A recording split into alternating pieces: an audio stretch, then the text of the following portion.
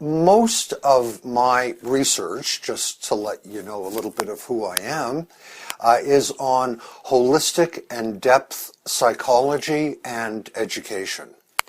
What I'm most interested in, and what I write about, is the very deep dynamic at psychological levels, emotional levels, spiritual levels, ethical levels, of what it means to teach and to learn.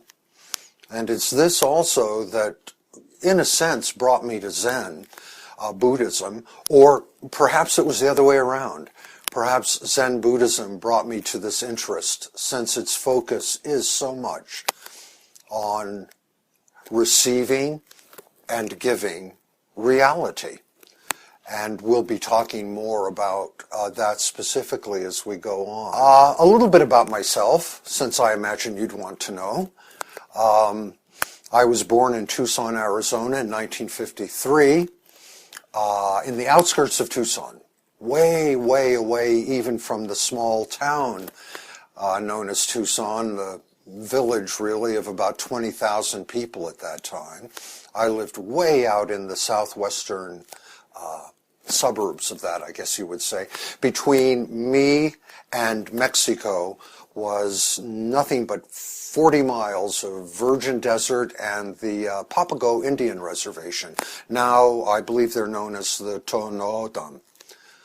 15 miles to the east of where I was brought up was the Yaqui Reservation.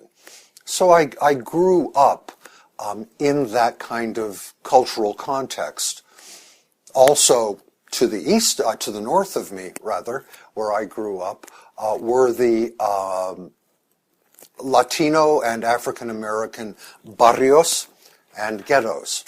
And so I grew up in an extremely multicultural, culturally exciting environment that has informed me in many ways and led to me doing a doctorate in the cultural foundations of education, which I now presently teach along with depth psychology and education and cultural studies. I guess one of the things I'm proudest about in my life is that I was class president of my junior and senior high school classes for 5 years. To be the class president in an environment like that reassured me that I not only fit in comfortably into various cultural contexts, but that I perhaps had something to offer too.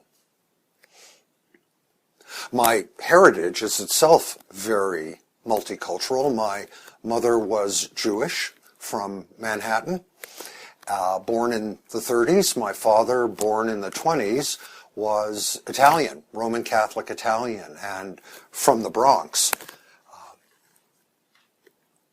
I grew up without any particular kind of religious education or shaping.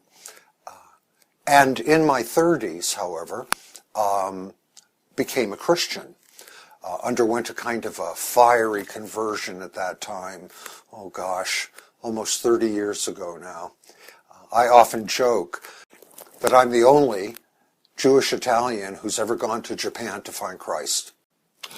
My conversion to Christianity in 1987 was in the context of both teaching British and American culture at a couple of universities in Nagoya, Japan, and also in my ongoing interest in Zen, which I've had since I was 19 and have been reading and practicing in it since then. My first question when I converted to Christ in my own personal journey was, can these things go together?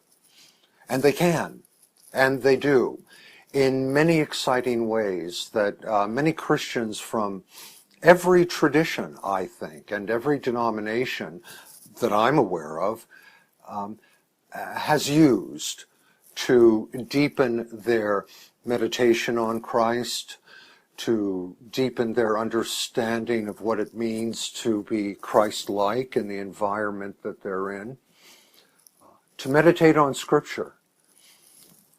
There are a wide variety of ways in which Christianity, which to me is my governing center, and Zen practice, which for me is less of a religion and more of a technique of achieving psychological clarity and centering, no matter one's faith religion or faith tradition, or even if one doesn't have one. I often lead my students and hope that they will lead their students in something that is called cultural reflectivity, reflecting on yourself as a member of a culture, or what is much more likely, as we all are in America today, or almost all of us, a variety of cultures, all put together in one person. Every person in the United States is a kind of multicultural site.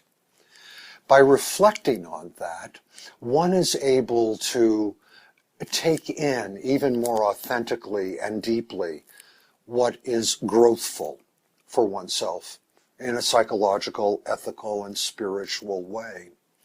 And one is able to question those things that are questionable and revise them, or perhaps even expunge them in order to become a more authentic person, more deeply engaged with others. Reflectivity at all different levels of our being is really another name for meditation.